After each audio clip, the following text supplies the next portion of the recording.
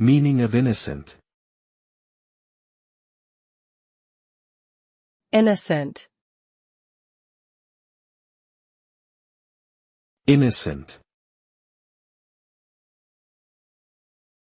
Innocent. Innocent.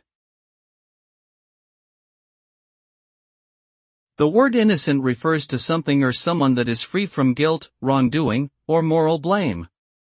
It connotes a state of purity, simplicity, and lack of corruption.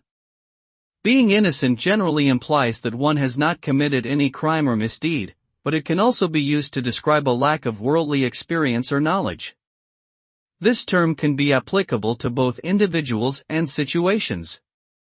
To be labeled as innocent is a desirable trait for many people and often carries positive connotations in society.